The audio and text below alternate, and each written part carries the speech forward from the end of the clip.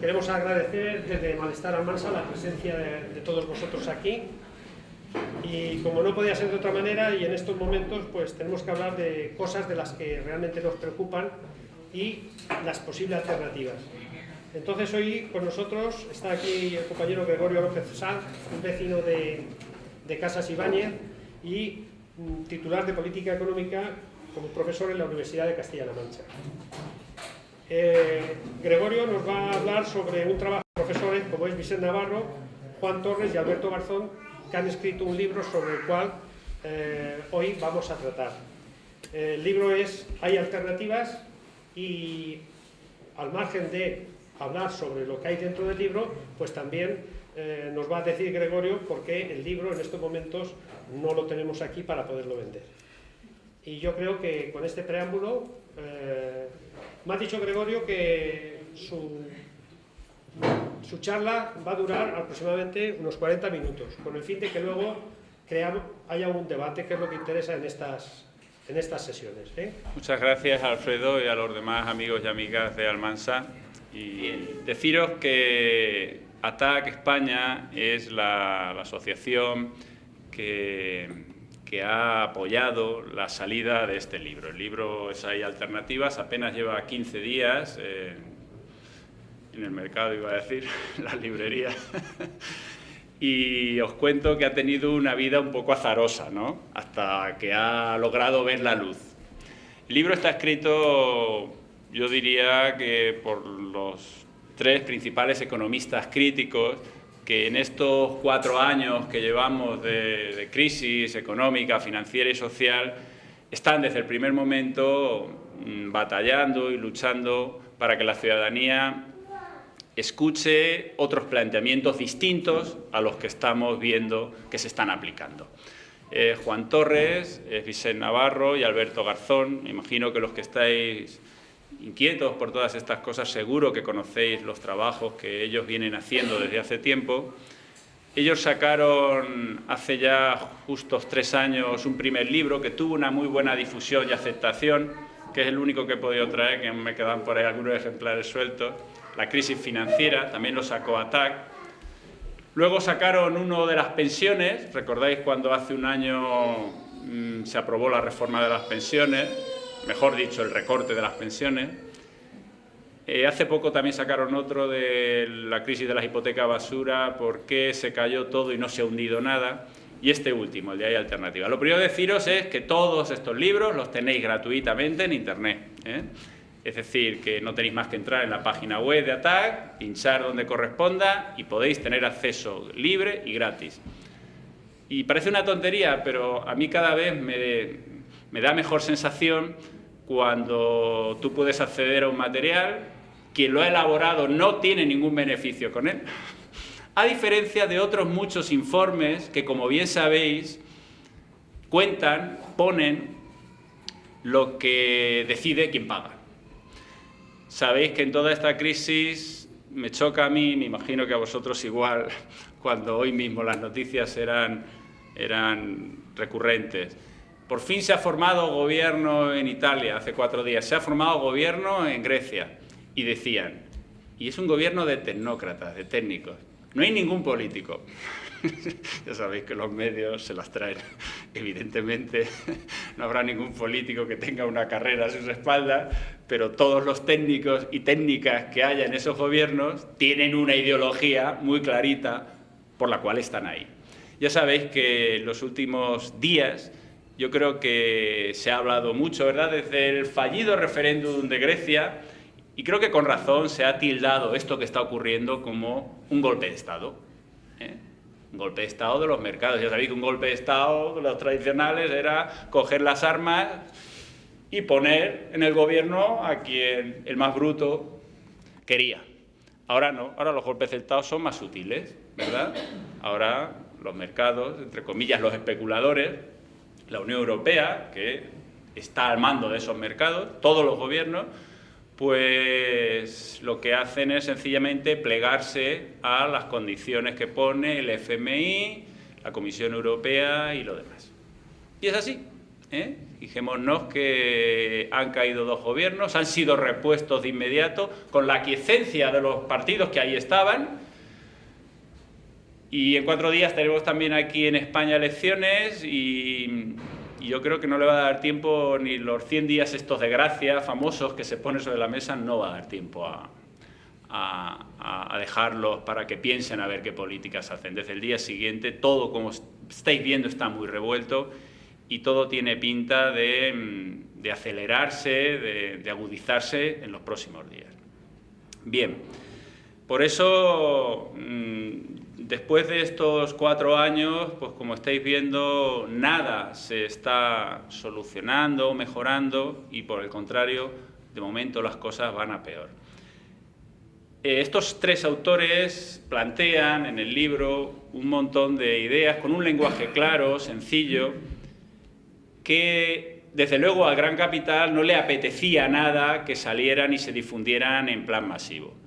El libro fue concertado con Editorial Aguilar, que si no recuerdo mal pertenece al grupo Prisa, iba a salir a mediados de octubre, con un mes de antelación previo a las elecciones, pues lo típico, para que pudiera ser un elemento más de debate y de reflexión. Pues unos días antes de la fecha prevista de la salida, la editorial les comunica a los autores que no.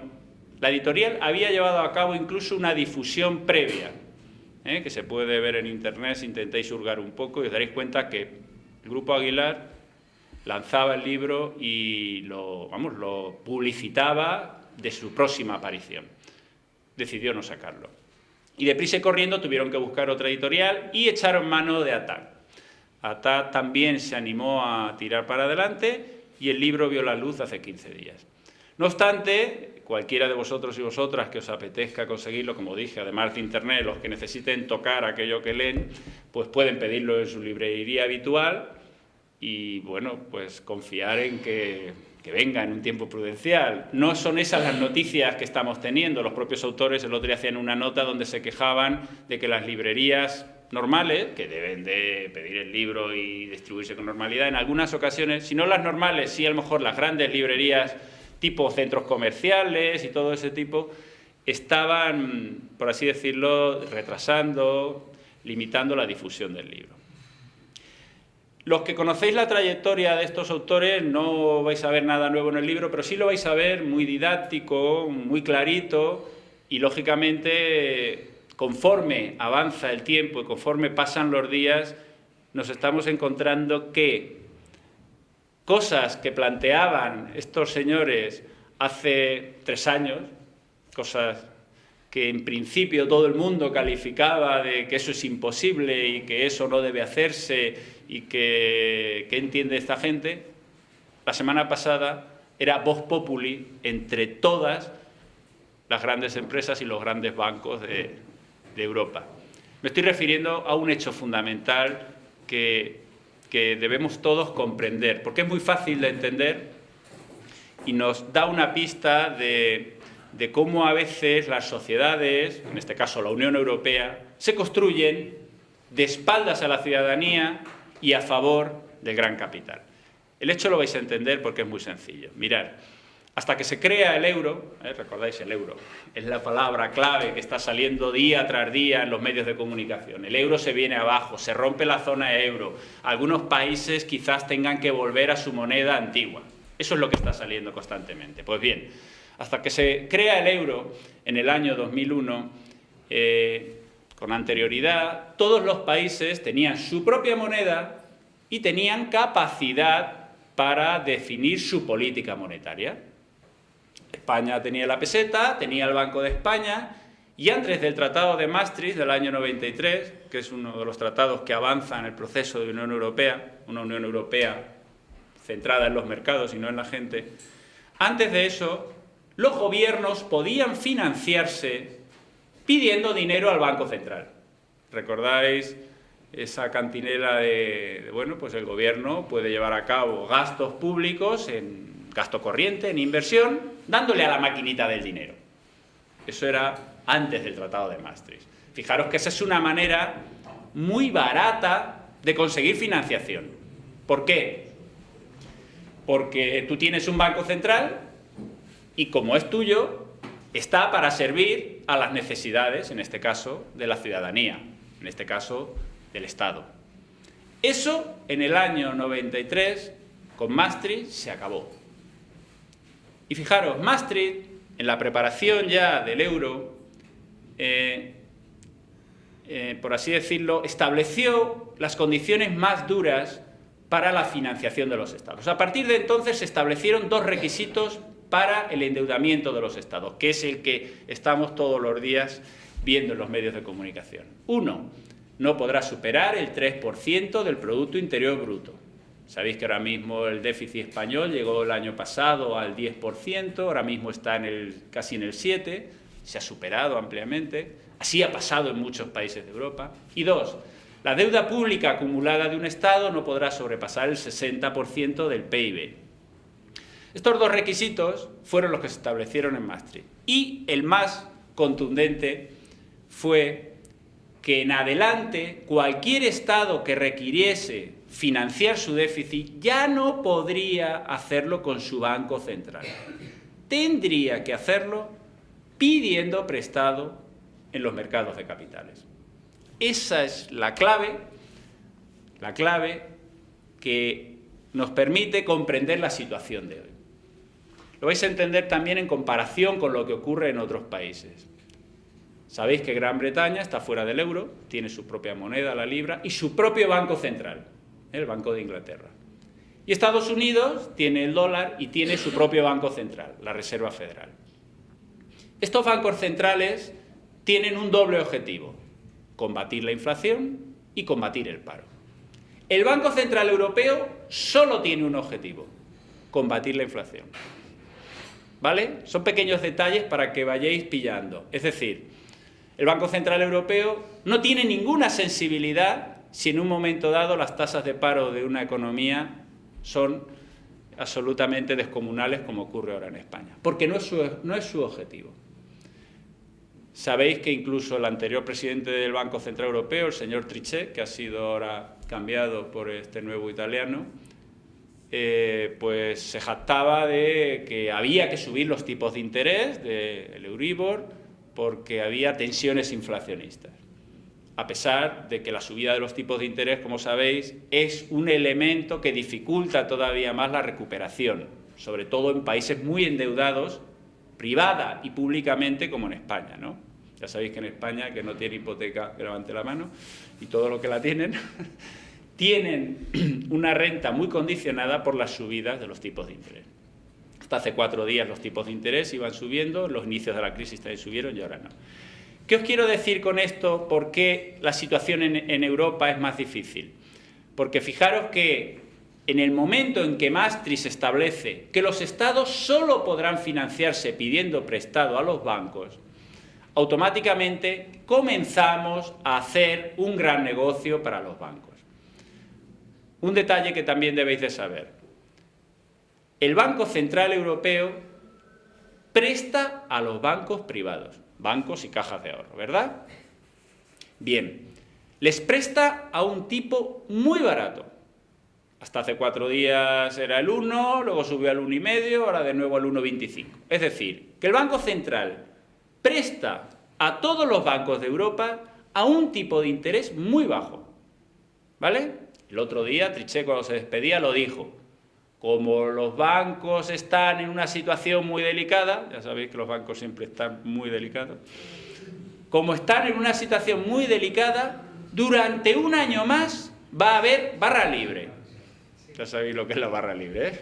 Toma todo el dinero que quieras, bueno, en este caso hay que pagar un poquito, pero no es poco, coge todo el dinero que quieras y págame el 1,5% de interés. De hecho, como sabéis, en la última subasta del Banco Central Europeo de créditos a los bancos privados, los que se han llevado la palma han sido los bancos españoles. ¿Recordáis aquellos de que cuando se inicia la crisis en España no paramos de decir: es que el sistema financiero español tiene una seguridad y una estabilidad de la leche, ¿no? ¿Lo recordáis, verdad? Que no lo decían.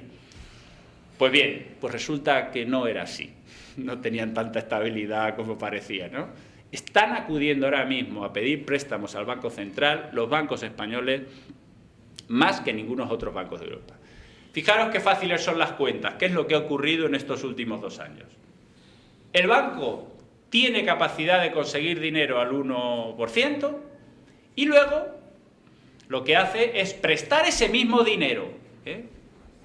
Pensar, prestar ese mismo dinero a los estados al 6% que lo va a prestar mañana al Estado español. ¿Por qué? Porque la prima de riesgo, una palabreja ya que entiende hasta la abuela, la prima de riesgo ya se ha ido, en el caso español, al 4,5%. Fijaros lo que estoy diciendo. Alemania está pagando los bonos a 10 años, se estará pagando al 1,5%, 2%, sabéis que es el país más estable, que más confianza inspira, y mañana España los va a pagar al más del 6%. Eso hace que no solo España, sino otros muchos estados de la Unión Europea, sobre todo los del sur, hayan visto un gran incremento en un gasto como es el gasto en pagos de la deuda. Está claro esto, ¿verdad? Todos los países tienen contraída una deuda. En el momento que yo tengo que devolver la deuda que tengo del pasado, como es la situación actual, ¿qué ocurre? Si los ingresos públicos no suben, y todos sabemos que no suben, porque no hay actividad económica, baja el consumo, baja el IRPF, ¿qué es lo que está haciendo ahora mismo el Estado español y otros estados para poder pagar la deuda que va venciendo? Se vuelve a endeudar. ¿Está claro? Es un préstamo pelota, es decir, llega el momento en que tengo que devolver deuda pasada, no tengo liquidez y lo que hago es volver a endeudarme. Muy bien. Pues toda esa deuda que estás amortizando y es a cambio de un nuevo endeudamiento se está convirtiendo en una pesada losa para los estados. ¿Por qué? Porque ya no nos endeudamos al 1,5% como hace 10 años. Ya nos estamos endeudando al 6, al 5%. De tal manera que para el año que viene, países como Francia, que tienen una deuda muy superior a la española, la principal partida de su presupuesto general ya no es ni para educación, ni para sanidad, ni para defensa. Es para pagar intereses de la deuda. ¿Y por qué os decía todo esto? Porque os comentaba que estos autores vienen diciendo desde hace ya mucho tiempo que el dinero que necesitan los estados lo proporciona el Banco Central a un tipo de interés bajo, tan bajo que ahí va el dinero y si no me lo devuelven no pasa nada, porque el Banco Central se supone que debe de tener un interés público. Mientras que la semana pasada dijo el presidente de la Asociación Española de Banca, podéis imaginar por dónde respira este señor, pidió expresamente al Banco Central Europeo que por favor que comprara deuda de los países del sur de Europa, entre ellos España. Un pequeño detalle. Habéis oído en los últimos tiempos que se dice: el Banco Central Europeo, para evitar que la prima de riesgo se dispare, ha comenzado a comprar deuda española, deuda italiana, deuda griega. Lo habéis oído, ¿verdad? Pero tiene un pequeño truco. Sí la compra, pero la compra en lo que llamamos técnicamente en los mercados secundarios. Es decir, no la compra directamente al Estado, así como mañana España va a salir a vender deuda pública y allí no acude el Banco Central a comprar la deuda. No. El Banco Central se la compra a propietarios de esa deuda, a inversores que en los últimos años se han hecho con deuda española y que en un momento dado quieren desprenderse de ella. Entonces va al Banco Central y la compra. ¿Por qué? Fijaros por lo siguiente. Si la deuda pública española, que ya está emitida, la gente tiene muchas ganas de venderla, ¿qué le pasa al precio de un producto que la gente se quiere desprender de él? Baja.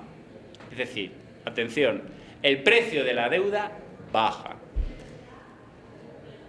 La rentabilidad de la deuda es rendimiento partido por precio.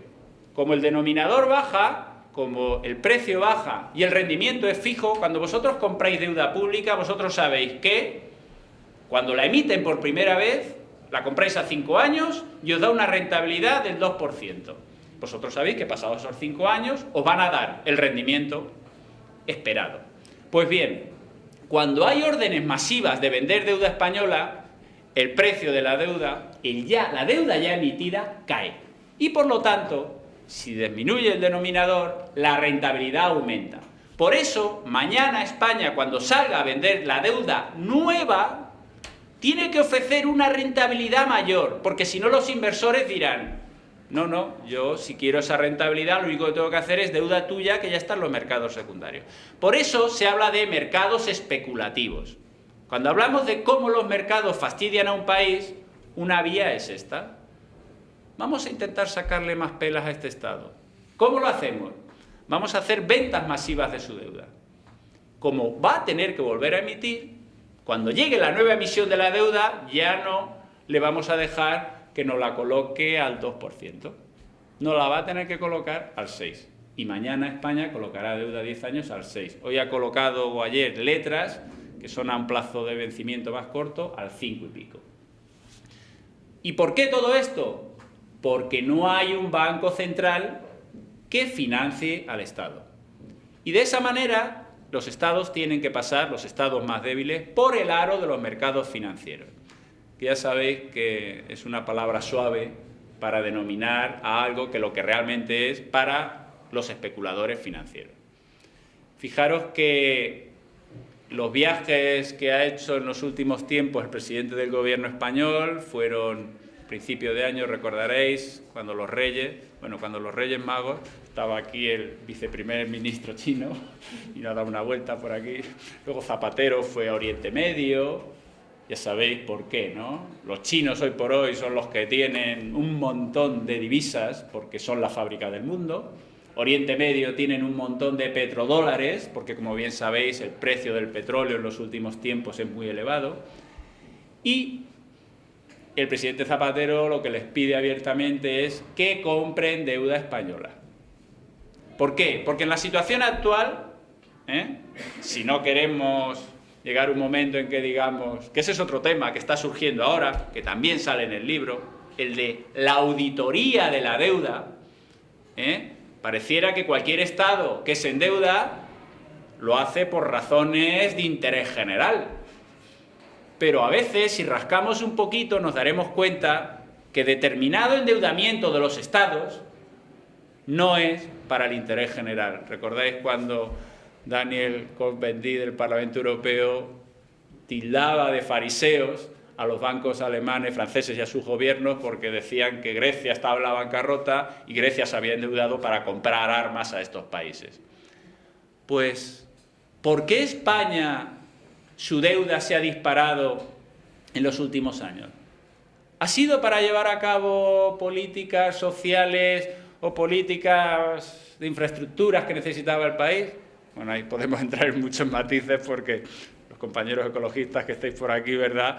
Como veis, tenemos aves, tenemos autovías y muchas cosas de esas que son muy susceptibles de revisión, pero no. España se ha endeudado en los últimos años fundamentalmente para rescatar a sus bancos y cajas de ahorro. Y esto hay que saberlo.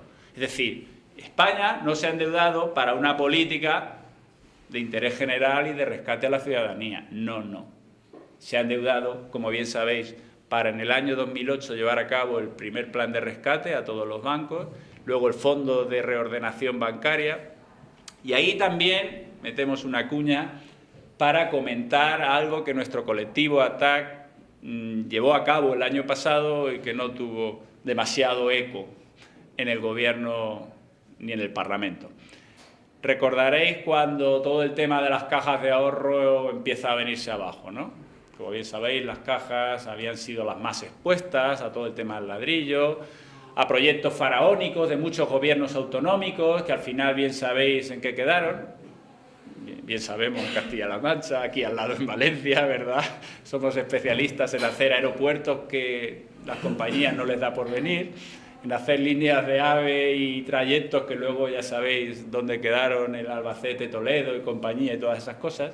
Pues bien, como al final todas estas cajas estaban como estaban, en el verano del año pasado, ATAC llevó una propuesta al Parlamento que solo fue secundada, hay que decirlo también en honor a la verdad, por Izquierda Unida, en la que proponíamos la nacionalización de las cajas de ahorros. Es decir, si llevamos ya 4 años diciendo que el principal problema de la economía es que no hay crédito, ya sabéis el famoso tema, es que se ha cerrado el grifo. No hay crédito y las pequeñas y medianas empresas y las familias no logran que los bancos les concedan crédito. Estamos metiendo un montón de dinero a los bancos y cajas y sigue sin haber crédito. Desde ATA propusimos, y en el libro se recoge la propuesta, propusimos que puesto que todas esas cajas iban a necesitar dinero público, era el momento ideal, el momento adecuado para... ¿Usted quiere dinero público? Perfecto. Usted pasa a ser pública, ¿vale? Una banca pública que en este país existió, que viene de los tiempos de la dictadura. De hecho, las cajas de ahorros, como sabéis, no son ni públicas ni privadas, pero tenían cierta sensibilidad social, ¿no? Tenían su obra social y tenían esas cosas que ya pasaron a mejor vida, porque casi todas las cajas de ahorros de este país se han convertido en bancos. Caja Castilla-La Mancha fue la primera, que da primero da 2 veces, ya sabéis, cuando entonces discutíamos aquí, eso fue, va a hacer ahora 2 años, en febrero, y decíamos, ay, qué lástima que una caja que tira así, ya sabéis, las cajas son propiedad de las diputaciones, los ayuntamientos, los gobiernos autónomos. Pues entonces, ya cuando se dijo, nada, esto se va a vender en un banco privado, pensamos que iba a ser un ejemplo único, y detrás vinieron a tajo todas las demás de España. La última intervenida, como sabéis, la CAN y otras más. Entonces nosotros decíamos desde ATA que era el momento para, si realmente el gobierno lo que quería era hacer llegar la financiación a la economía, pues déjate de martingalas de dar dinero a los bancos que luego desaparece y no se ve por ningún lado. Ten directamente tus cajas, dales todo el préstamo que quieran a través del Banco Central a un tipo bajo y que éstas, a su vez, presten a quien lo necesite. Desgraciadamente, eso no se hizo. Era el momento, insisto, de haber cogido el toro por los cuernos y de haber dicho, la financiación de la economía real es algo tan básico y fundamental que no podemos dejarlo en manos de 4 mangantes.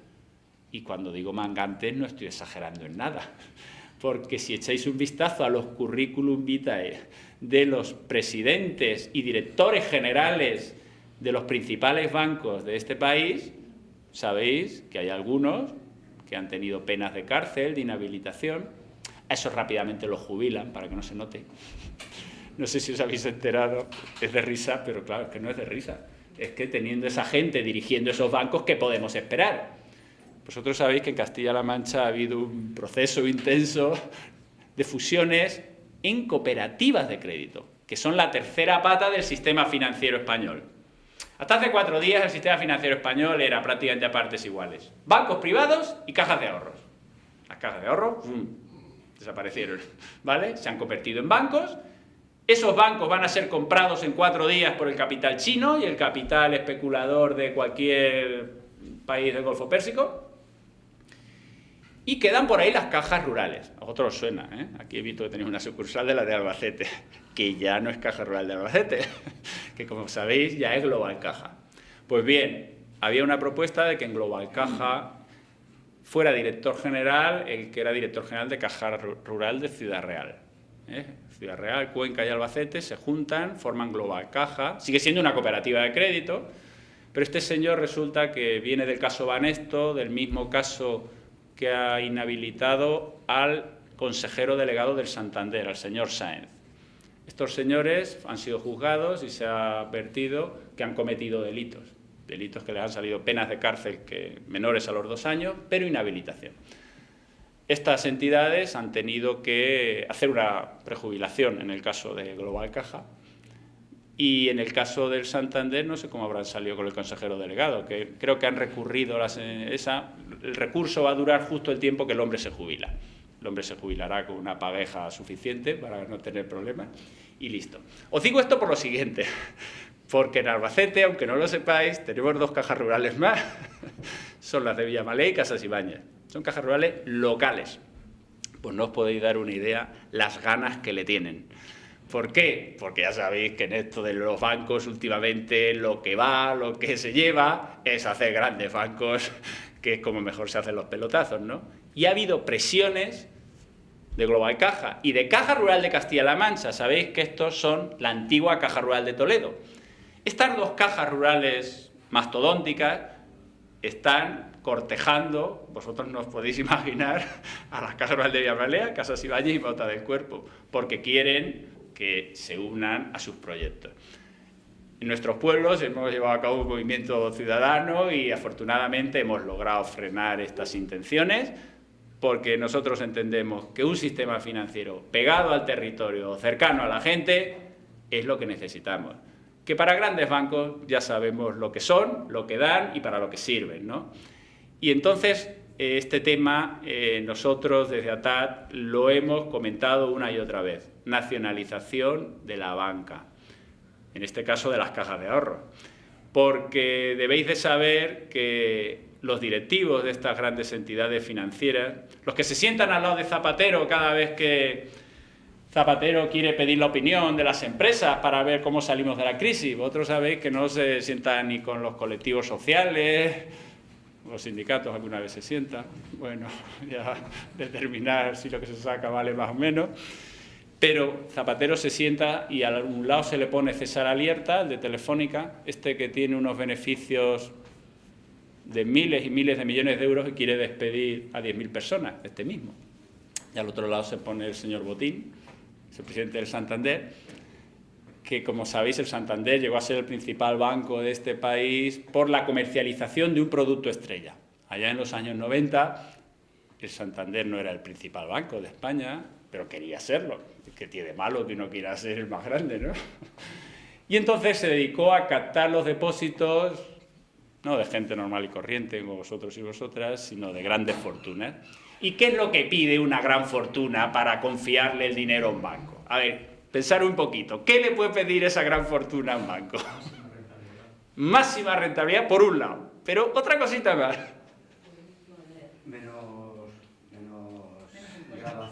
Menos impuestos. Ahí está, esa era la combinación. Es decir, en aquellos años, cuando todavía eso de los movimientos de capitales y los paraísos fiscales no estaba muy desarrollado, el Santander sacó ese producto. Eran las cesiones de crédito. Es decir, Santander tenía una cartera de créditos concedidos a la gente y luego a su vez estos hacía un título y lo vendía a otra gente. Estas cesiones de crédito eran opacas fiscalmente.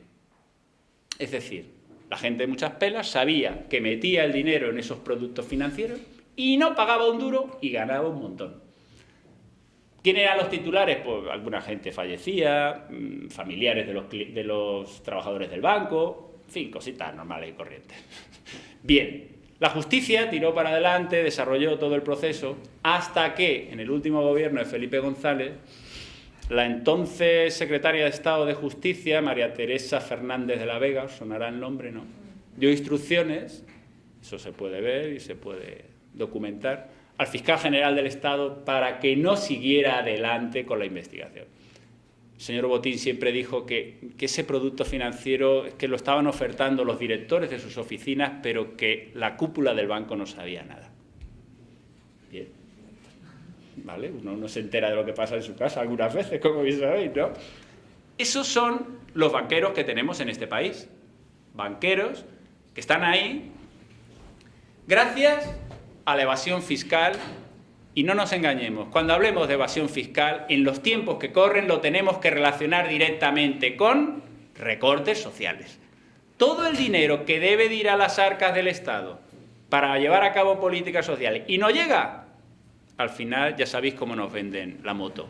Es que el déficit nos obliga a recortes. Por lo tanto, cuando nos digan es que el déficit nos obliga a recortes, hay dos alternativas muy sencillas que vienen explicadas en el libro y que no nos cuenten cantinelas. Pero fijaros, dos alternativas que no están saliendo en los debates que estamos viendo entre los candidatos. La primera es, de una vez por todas, que no estemos en manos de los bancos para financiar los presupuestos del Estado. Que sea el Banco Central Europeo, un banco al servicio de la ciudadanía, quien preste a un tipo de interés bajo. Esa es la primera. Y la segunda, que eliminemos los paraísos fiscales.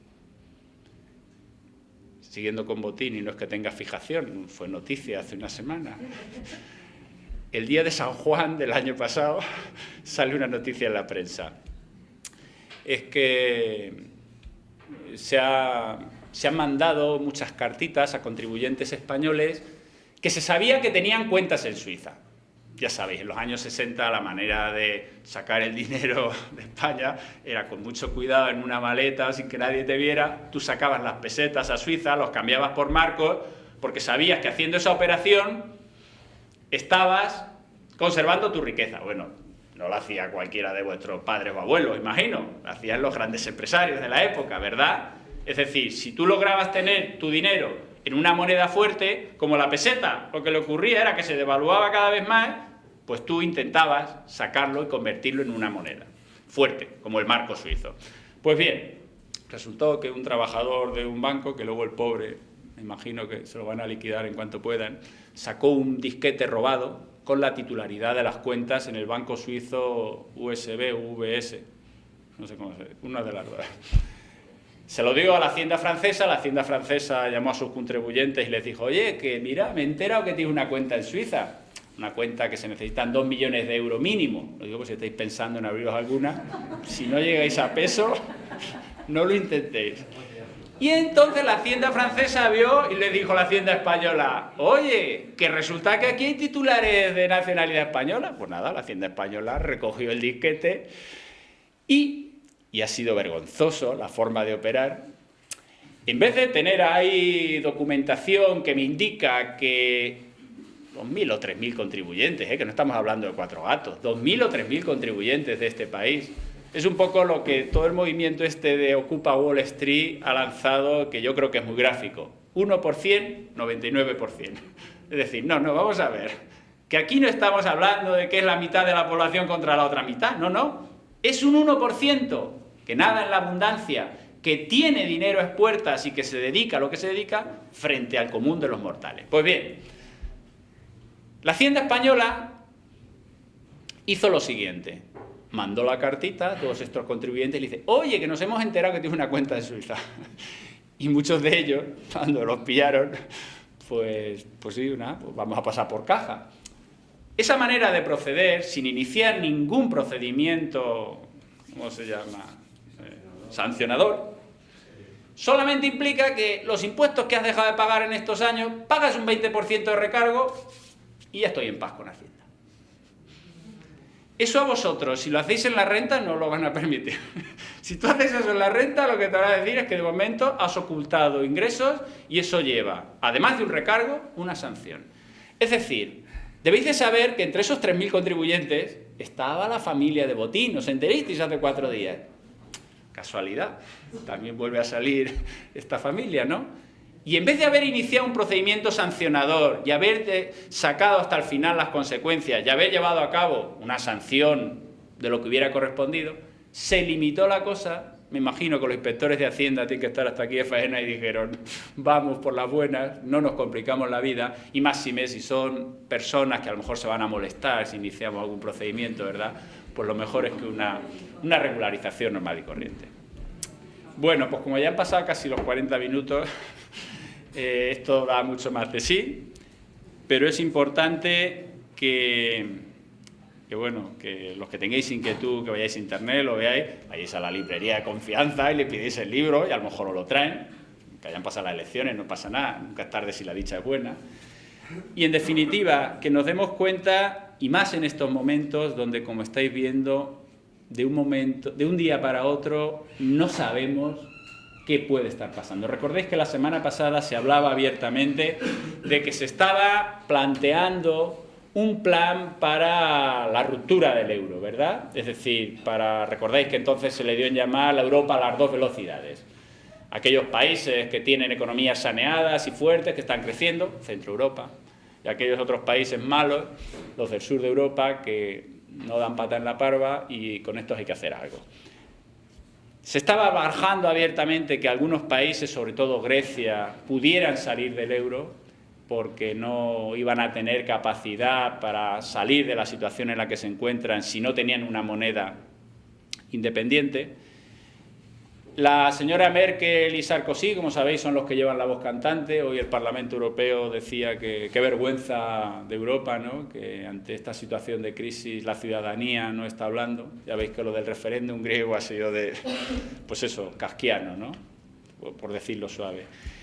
Y se está planteando la hipotética salida de algunos países que en un momento dado no puedan aguantar esta situación. Aguantar la situación es que, ya lo sabéis, Grecia está en bancarrota. El acuerdo al que llegaron fue de una quita del 50% de su deuda, es decir, reconocer abiertamente que ese país no puede pagar la deuda. Seguir dándole un nuevo impulso, un nuevo plan de rescate y, sobre todo, ha salido en los medios, y sois conscientes de ello, porque los principales acreedores de Grecia son los bancos franceses y alemanes. Entonces, fijaros la pelota que se monta, ¿no? En el momento que un Estado quiebra, fijaros que son muy gordos, ¿no? Digo que es muy gordo, pero el otro día, cuando hablábamos en Valdepeñas de este mismo libro, salió también el tema de las pensiones y los planes de pensiones. Ahí he dejado un tríptico, creo que lo ha repartido algún compañero que sacó ATAC hace tiempo, y veíamos lo siguiente. Efectivamente, hoy en día, conforme se mete miedo a la gente de que las pensiones van a ser más bajas, bueno, eso ya lo sabemos que van a ser más bajas, para eso hicieron la última reforma, ¿verdad?, para recortar las pensiones. Bien, sabéis que en los últimos tiempos, y todavía, el otro día escuché los datos del año pasado, hay mucha gente con mucho miedo en este país que, frente a la certeza de que las pensiones van a ser más bajas, y eso es cierto, en vez de intentar potenciar, reivindicar un sistema público de pensiones en condiciones y fuerte, lo que está ocurriendo es la tendencia que ya pasaba en los últimos años. La gente que puede se está yendo a un plan privado de pensiones. Por si alguien tiene la tentación de hacerlo, que está en su derecho de hacerlo, aunque yo no les recomiendo que no lo haga ni por asomo. Ojo, está en su derecho, pero lo que no debería hacerse, y se está haciendo ahora mismo, es que las personas que tengan un plan privado de pensiones desgraven en el impuesto sobre la renta. Si alguien tiene dinero suficiente y quiere protegerse privadamente para el futuro, que concierte el plan. Pero cuando llegue la hora de pagar impuestos, que pague y no tenga desgravación por ello. ¿Sabéis cuánto dinero dejamos de ingresar al año por todos estos planes de pensiones que el Estado graciosamente desgrava? Casi 1.500 millones de euros. Estamos como para dejar de ingresar, ¿verdad? A lo que iba. Las rentabilidades de los planes de pensiones en los últimos años, si alguno tenéis planes de pensiones y miráis la cantidad del año pasado y miráis la de este, diréis, joder, pues tengo menos que el año pasado. Sí, los planes de pensiones son un timo. ¿Entendéis la palabra? Timo. ¿Por qué? Porque como invierten en activos financieros de alto riesgo, que ya sabemos lo que ha pasado en los últimos años, que muchos se han manifestado absolutamente que no tienen ninguna rentabilidad ni ninguna solvencia, las rentabilidades son negativas. Yo el otro día alguien me preguntaba, le decía, no se complique usted, compre deuda española. Deuda española, le da el 2, le da el 3, pero le da una rentabilidad positiva. Y si quiebra el Estado, digo, el día que quiebre el Estado también el banco donde usted tiene el plan de pensiones habrá quebrado antes. Con esto no estoy animando, cada uno sabrá lo que tiene que hacer con su dinero.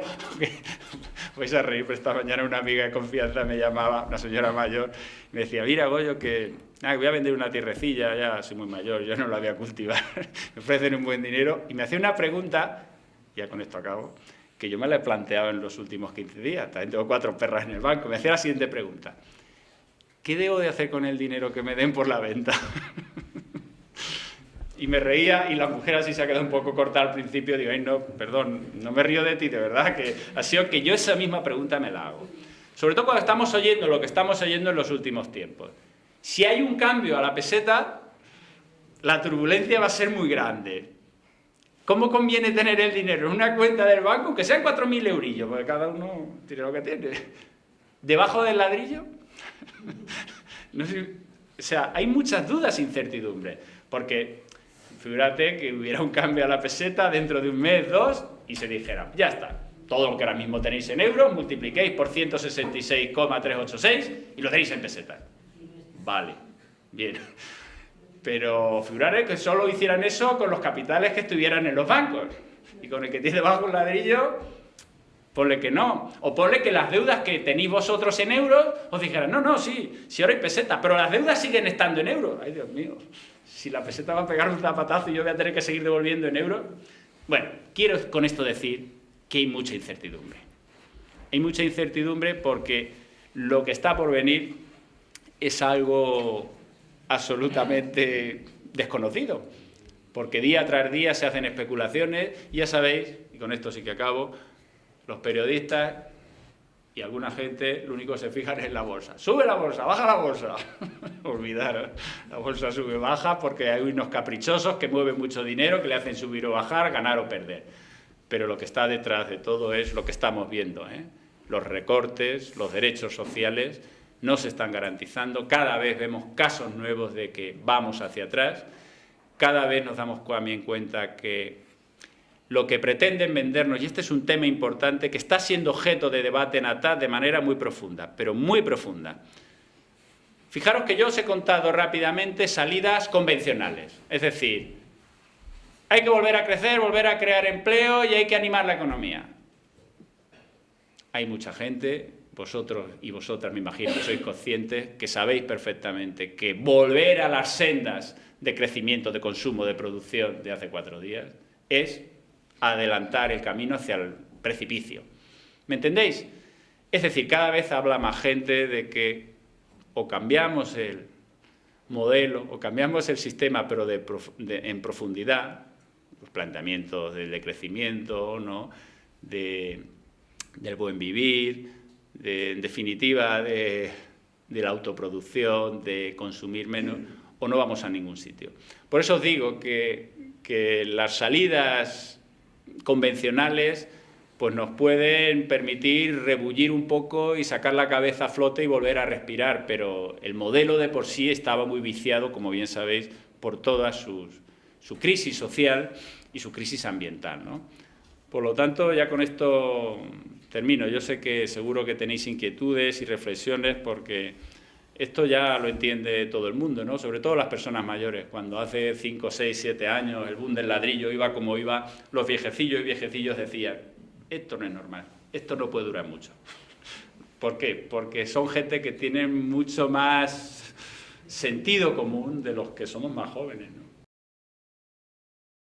Lo estamos viendo en algunas comunidades autónomas, sobre todo, como bien sabéis, las que ha estado gobernando el PP, y lo estábamos viendo en tiempos, en nuestra propia comunidad, que estaba gobernada por otro partido político, se externalizaban muchos servicios sanitarios ya no eran prestados directamente por personal, funcionarios o trabajadores públicos, sino eran con terceras empresas, y eso que tú dices puede ocurrir y además con el agravante de lo que ha ocurrido con las pensiones. Es decir, cada vez más las grandes empresas del sector de la sanidad van a presionar al nuevo gobierno para que la concertación de seguros privados desgraven renta. ¿Por qué? Porque es la manera que tienen de hacer más atractivo el producto. Y frente a una respuesta social que debería ser mejoramos lo público para que a todos llegue el servicio, se pueden dar respuestas privadas de yo me apaño por mi cuenta, concierto un seguro privado y si además el Estado me ayuda y me lo desgrava en renta, mejor que mejor. Ya sabéis que es una estrategia que se ha dado en otras partes del mundo y es dedicar pocos recursos, recortar recursos a lo público para que el sistema empeore de calidad y automáticamente la gente que puede salga de él y abra nuevos campos. ¿Qué es lo que le ha pedido el capital especulativo a Zapatero que haga en este país? Que abra nuevos negocios al capital privado. ¿Cómo lo está haciendo? Ya sabéis lo que hizo antes del verano. Las loterías, que era un negocio del Estado, era un negocio donde los ingresos iban a parar a lo público, un negocio, como sabéis, que funciona muy bien en este país de jugadores y jugadoras, pues lo va a privatizar. ¿Por qué? Porque es la manera de dar nuevos servicios. Y, efectivamente, en el mismo paquete, los aeropuertos. Los aeropuertos que funcionan, claro, nadie quiere el de Albacete o el de Ciudad Real, aunque se especula futuros sobre ellos. Ya sabéis, para lo que querían los narcos colombianos el aeropuerto de Ciudad Real. Pues ya que está hecho, habrá que darle salida, ¿no? Nos reímos, pero esto esto efectivamente, si no fuera tan gorda la cosa, es kafkiano, ¿no? Y además es absolutamente... No, pero es que recordáis que hace un año también se dijo, ahora que está tan de moda, que España es un país muy amigo de la OTAN, como bien sabéis, vamos a poner en rota no sé qué base de no sé cuánto. Hoy yo estaba en el campo haciendo leña y han pasado por encima de mí 2 aviones a reacción de la escuela de pilotos de la OTAN. Estos que bombardean Libia, que bombardearon Irak y que bombardearán lo que queramos en el futuro, que lo sepamos toda la gente de Albacete. Ya sé que los de Almansa y los de La Manchuela no nos sentimos mucho de Albacete, capital, ¿no? Pero bueno, los tenemos ahí al lado. Albacete es la escuela donde se preparan las guerras. No, no es ninguna tontería. Brevemente, los que estéis interesados en el tema de banca ética, os recomiendo que entréis en la página web de ATAD-TV. ATAD-TV tiene una mesa redonda íntegra que celebramos en Albacete, esto fue hace un año justito, creo que fue en diciembre de 2010, donde invitamos a Triodos, a FIARE, que es otro banco ético que os sonará, y a COP57. COP57 es una cooperativa catalana. Y ahí nos dieron con pelos y señales todos estos pormenores. Es una intervención de 20 minutos, cada representante, un coloquio, y es muy interesante, porque efectivamente muchas cosas que ahora mismo pueden estar pasando por vuestra cabeza de ¿qué hago con mi dinero? Ojo, si queréis la máxima rentabilidad, no miréis este programa. Buscáis el banco que más dinero os dé y listo. Si queréis saber qué van a hacer con mi dinero, que es otra pregunta, otra inquietud, entonces sí. A mí me encantó los catalanes, los de COP57. Hoy día hacer una cooperativa de crédito cuesta sangre, sudor y lágrimas. ¿Por qué? Porque está tan regulado el sistema financiero español, buscando sobre todo que no entren nuevas empresas al sector, que ya estáis viendo lo que está ocurriendo. Hace 15 años el pastel se lo repartían entre 10 bancos. Hoy se lo reparten entre 5. ¿Me estáis entendiendo? Es decir, un sector de gran importancia para la economía, como es este, como es el de las telecomunicaciones, como es el de la energía, cada vez está más concentrado en pocas manos. Hoy día montar una cooperativa de crédito es difícil, pero una sección de crédito es muy fácil, que es otra posibilidad. Cualquier cooperativa de cualquier naturaleza puede abrir una sección de crédito. Los de COP57 nos lo decían. Nosotros somos una cooperativa de segundo grado y aquí nos prestamos entre unos y otros. Morosidad, cero. No pasamos por los notarios a firmar los créditos. Vosotros sabéis que cada vez que veis un banco y os quieren dar un crédito, decís, sí, véngase usted al notario, que quede todo bien recogido. No. ¿Por qué? Porque estos sistemas de crédito a pequeña escala funcionan en base a la confianza. Yo te doy un crédito a ti y tú lo vas a devolver seguro a la comunidad porque te sientes parte de ella. Y si no devuelves porque eres un cara, otra cosa es que te haya ido mal la cosa, sin que hayas podido y ¿qué le vas a hacer? Pero si no devuelves porque eres un cara, quedas señalado, ¿no? Eso es lo bueno de las cooperativas de crédito de Casas Ibáñez y Villamalea. Hay un consejo rector de 10-12 personas y allí va gente que pide dinero del pueblo. ¿Y qué nos decían? Que el Banco de España se puede poner cabrón y decir, ¿cómo que a este que quiere montar una granja de conejos le vas a dar un préstamo? Pero si no cumple los ratios oficiales, si no tiene nada con que avalar, a este se le da el préstamo, porque este es un tío o una tía formal, nunca es trabajador y nunca ha dejado tirar a nadie. ¿Me estáis entendiendo la diferencia? Eso que ahora mismo podemos hacer en Casas Ibáñez y Villamalea, si fuéramos una gran entidad como la que pretenden que seamos, un préstamo que pide el de la granja de champiñón a Toledo, Toledo lo ve a alguien sin alma y dice, no, esto no cumple los ratios que debe de cumplir, este hombre no tiene dinero para montar el champiñón. ¿Me estáis entendiendo? Nosotros, en ese sentido, somos privilegiados. Pero, insisto, hoy día una cooperativa de crédito cuesta muchísimo montarla. Ojo, estas cooperativas tienen ya 50 años.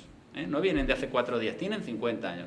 Pero nos estamos dando cuenta de una cosa. Cuando hoy día nadie da préstamos en el pueblo, a la caja rural, si vas y eres una persona medio decente, sales con tu préstamo. Los ratios estos famosos, habréis oído en los medios de comunicación, los bancos tienen que llegar a un ratio de solvencia del 10%, lo habéis oído, ¿no? Ay, no llegan y todos se ponen manos a la obra para llegar. Casas Ibáñez Villamalea tienen el 25%. Es decir, no se han metido en negocios sinvergonzones como se han metido todas las demás cajas, que es en el negocio del ladrillo. Han medido bien a quién podían dar un préstamo y a quién no, pero se han fiado siempre de las necesidades de los pueblos. Y yo creo que las vamos a salvar. Bueno, brevemente, para que haya más tiempo a más palabras. Siempre que un economista haga una predicción, no le hagáis ni caso, ¿eh? Porque a la vista está que no dan una. Es decir, siempre se equivocan. Fijaros, si habían el FMI, la Comisión Europea, tiene allí servicios de estudio de calado y de renombre donde están los mejores por salario, claro está, ya sabéis, el que más cobra es el mejor. Y no se han enterado de la que venía encima. El Banco de España, que ahora se pone a dar lecciones de que hay que recortar salarios, de que más flexibilidad laboral, y resulta que supervisaba a las entidades financieras españolas y le están quebrando todas. ¿Me entendéis, verdad? Es decir, que ahora nos están dando lecciones los intereses financieros avalados por grandes economistas. Bueno, mentira. Pero bueno, vamos a decir las últimas predicciones que hay de estos estudios. Es que la crisis se va a agravar. Ya habéis oído últimamente que la recesión está de nuevo. La recesión se produce cuando 2 trimestres seguidos no hay crecimiento económico. Si la recesión sigue de nuevo ahí, las previsiones evidentemente son de mayor desempleo, porque si no hay crecimiento económico se pierden empleos. Y ya sabéis que incluso aunque haya crecimiento económico debe ser superior al 2%, porque si no, no se crea empleo. En este sentido, fijaros que es un poco esquizofrénico. Ojo, pensando desde el punto de vista convencional, ya hemos dicho antes que yo, por ejemplo, y muchos de vosotros y vosotras, seguro que no apostáis tampoco por salir de la crisis con más crecimiento. Pero bueno, pensemos a muy corto plazo qué se hace con esta situación. Si se está imponiendo disciplina fiscal, es decir, si se está exigiendo a los estados que no gasten más, y la iniciativa privada tampoco tira, no hay ninguna expectativa para los empresarios. Keynes, el economista más famoso de la primera mitad del siglo XX, que planteó las recetas que se pusieron en marcha tras la Gran Depresión, su receta era bien sencilla. Para que se salga de una situación de crisis, las expectativas empresariales deben mejorar. ¿Cuándo mejoran las expectativas empresariales? Cuando perciben que el producto que fabrican tiene una demanda creciente. Pues bien, Keynes decía, si la iniciativa privada no tira del consumo, lo que deben de hacer los estados es gastar. Más gasto público para animar la economía. ¿Está esto claro? Esto se ha hecho hasta hace 4 días. Todos los países, cuando entraban en una situación de zozobra económica, de bajo crecimiento, ¿qué hacían los estados? Gastar. Hacer infraestructuras, gasto corriente, planes de empleo. Eso ya no se hace en la actualidad. Y entonces, esos mismos organismos están diciendo, pero es difícil que se consiga crecer de nuevo porque tiene que haber austeridad fiscal. Y los partidos que concurren a las elecciones nos dicen, tenemos que ser muy duros con la austeridad fiscal porque es la base del crecimiento. Algo tiene que decir. Pues vale.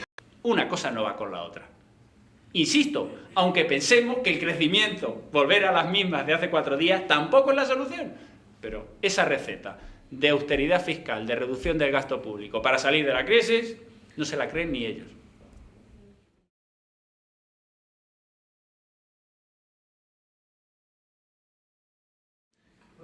De siempre, los mercados, los capitales, han estado muy regulados. No se les ha dejado acampar a sus anchas, no, han estado muy regulados.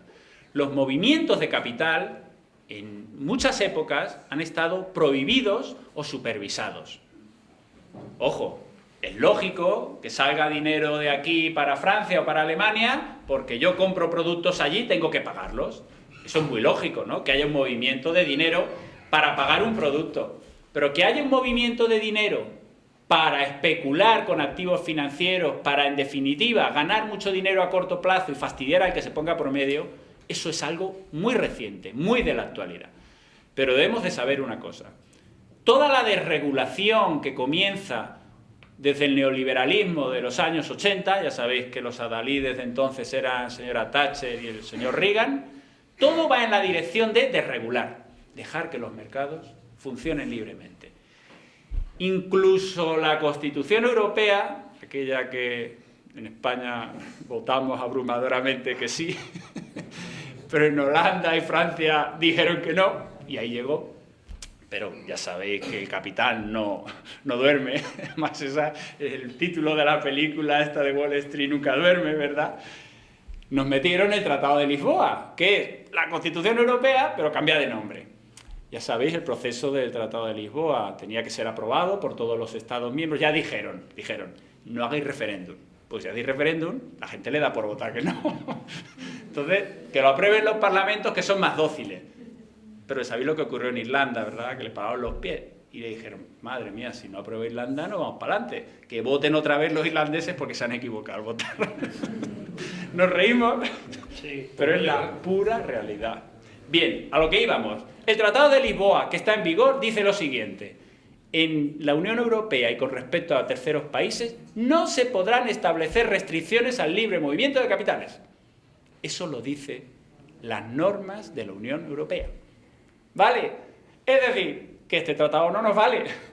Para esto que ahora mismo tenemos sobre la mesa, y es la dictadura del capital, no nos vale el tratado que tenemos. ¿Por qué? Porque está redactado y está confeccionado por el gran capital. Y es así de duro. Es decir, hoy día lo que primarían serían controles de capital y fin de paraísos fiscales. Es decir, se ha acabado ya que los mercados sigan dictando las órdenes a los gobiernos, que estamos viendo con una claridad absoluta qué es lo que está ocurriendo. Pero no tenemos los instrumentos. ¿Hasta cuándo va a durar esto? Pues en los próximos días quizás podamos saber algo. Si ya se levanta el veto para que el Banco Central compre, si esto se ve que se hunde, a ver los alemanes por dónde respiran. Pues salía que Alemania tenía más deuda incluso que la española.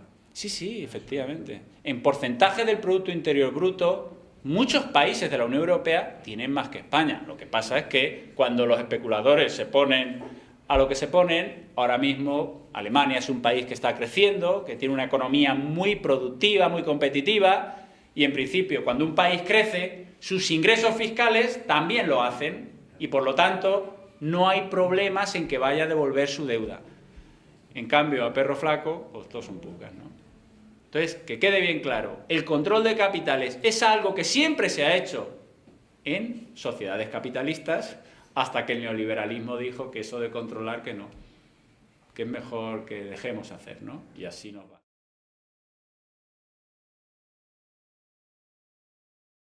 Se está empezando a oír algo en los momentos en que estamos justo al lado del abismo.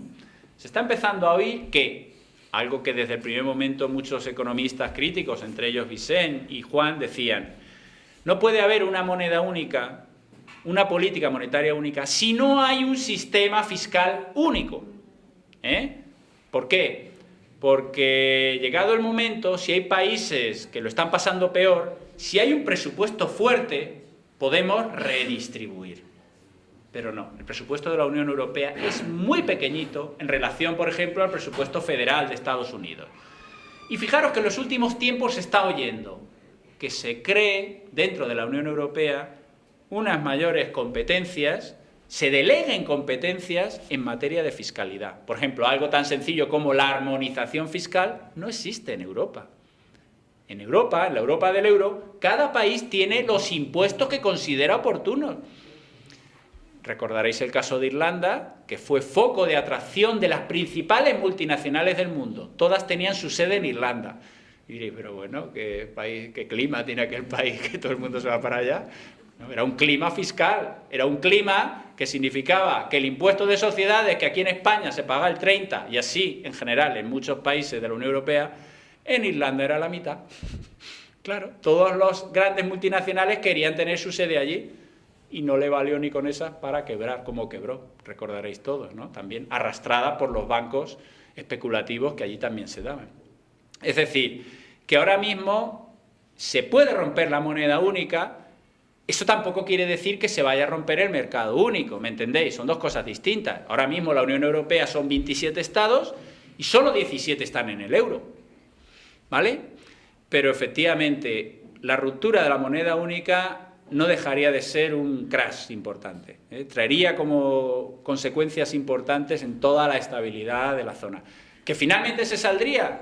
Claro, y que quizás no tendría que ser peor de la que vamos si no cambiamos las cosas. A lo mejor tampoco es peor, aunque nos intentan vender de que sí, nos intentan vender de que la salida del euro sería absolutamente catastrófica. Y es que si no cambiamos el rumbo, lo que estamos haciendo ahora no va a ser también catastrófico. ¿Me entendéis? Pero yo creo que muchos y muchas de vosotros que estéis ya viendo cómo está desarrollándose esto, yo creo que lo tenéis claro. No hay que esperar, ¿eh? No esperéis nada de arriba. Nada que realmente cambie las cosas en profundidad. No le pidamos peras al olmo, que diría el refrán popular, ¿verdad? Es decir, empezar a hacer las cosas por vosotros y vosotras mismas. Empezar a agruparos y empezar a hacer cosas sencillitas, pero que os permitan ir viendo que se puede comenzar a vivir de otra manera. Puede parecer así muy grandilocuente, muy filosófico y lo que queráis, pero es que por ahí van los tiros. Es decir, la sociedad que viene, en un corto plazo, medio plazo, va a ser muy distinta a la que hemos conocido hasta ahora. Y todo el tiempo que tardemos en adaptarnos y en buscar otras nuevas formas de vivir y de organizarnos, es tiempo que perdemos. Nosotros allí, los amiguetes y amiguetas ecologistas de Casas Ibáñez, somos más amiguetes. Y luego la chica que está allí siempre en el grupo dice, los hombres sois unos ilusos, ¿eh? Yo creo que llevan razón. Las mujeres en eso llevan toda la razón. A veces los hombres estamos en la altura. Pero hemos dicho, no, mira, ya está bien de verdad, hacemos muchas reivindicaciones, nos hemos juntado muchas veces con los amigos de Almansa, con el ATC, el otro, lo demás, ya hay que estar ahí. En eso no podemos dejarlo tampoco, porque... Con la marcha de los burricos. Los burros, este tiempo ha traído una por la Sierra Albacete, nos lo pasamos en grande, sobre todo por el medio rural. Pero bueno, además de esas cosas que hay que hacerlas, porque si no nos dan por todas partes, hay que empezar a poner en marcha cositas, ¿eh? Cositas, y son pues pequeñas comunidades que empiecen a recuperar las huertas que tenemos abandonadas allí en La Manchuela, que empiecen a echar gallinas en las casas, que es una cosa muy sana de toda la vida, que empiecen, en definitiva, a autoproducir y a vivir mejor con menos. Esa es la clave, ¿no? Cuesta mucho, sobre todo para personas que ya llevan mucho tiempo enganchadas, ¿no? Pero la gente, sobre todo los jóvenes, que ya se han dado cuenta de qué va esto. No, porque los que estamos todavía ya a medio camino, pero los jóvenes están viendo que no hay expectativas, que no hay posibilidades, o que no hay como ellos quisieran o todos quisiéramos. Pues hay que empezar a pensar de otra manera. Ya sé que puede parecer fácil, pero es que no hay otra. Si esperamos a que se pongan de acuerdo los de arriba porque nos van a dar ellos la solución, me chocaba porque el otro día mi hijo con otros del colegio fue a una empresa de champiñón en Villamalea a ver las instalaciones, no sé si os suena a Champinter, es una gran cooperativa de champiñón, muy mecanizada, muy industrializada, pero bueno, lo que piden los mercados. Y la reportera de Castilla-La Mancha le intentaba hacer una encuesta, decir, ¿y quién de vosotros el día de mañana se va a dedicar a la agricultura? Ninguno. El uno quiere ser médico, el otro piloto, el otro no sé qué. Y salía uno que es vecino mío, muy simpático, y decía, yo ya me lo dice mi padre, dice, tú estudies y no para el campo. Fijaros una cosa, no me lo tomo a risa. Hoy en día, las personas, los chicos y chicas, que entiendan y se acerquen al campo con una perspectiva abierta, con la sabiduría que tiene la gente del campo. Porque vosotros y vosotras sabéis que lo que te enseña el pastor y lo que te enseña el currante del campo, el agricultor, no te lo enseñan ni los libros ni las universidades. Yo soy profesor en una universidad. Conozco el grado de inquietud de los alumnos de hoy en día. Llevo alumnos de vuestro pueblo y de toda la provincia. Y de verdad, donde se ponga Santiago, el pastor de Cenizate, que podía vivir sin depender de nadie, no lo hace nadie. Es decir, parece una tontería y como bucólico. No. Los saberes tradicionales y populares de nuestra tierra, la cantidad de espacios de vida que hay en nuestra tierra, que hemos abandonado porque estaba la fábrica, porque teníamos dinero fácil aquí, los vamos a recuperar en muy corto plazo de tiempo. Y todas las personas que decidan emprender una nueva vida al hilo de eso, creo que podrán tener una vida digna, que es de lo que se trata en última instancia. Pero bueno, de momento hay muchos chicos que piensan igual. ¿Necesitas un terreno? Bien, sí. ¿Haría una fórmula de, no sé, cooperativismo o algo así para pedir sobre este tema? terrenos a ayuntamientos y demás para que cedan? Pues por ahí están las cosas. Si la gente se organiza y se pone a pensar, todo lo demás va saliendo. Las dificultades se superan. Bueno, os recuerdo que quedan aquí algunos libritos de La crisis financiera de Joan Torres López, por si queréis. Tiene 3 años el libro, pero cuando salió fue un boom. También lo tenéis en internet, pero bueno, se toca el papel. Son de segurillo de nada, ya con esto liquidamos el baúl de los recuerdos. Y disculpad, pero no ha llegado el correo a tiempo. Seguro mañana llego a mi casa y tengo allí los libros que pedí para traeros hoy. Bueno, muchas gracias.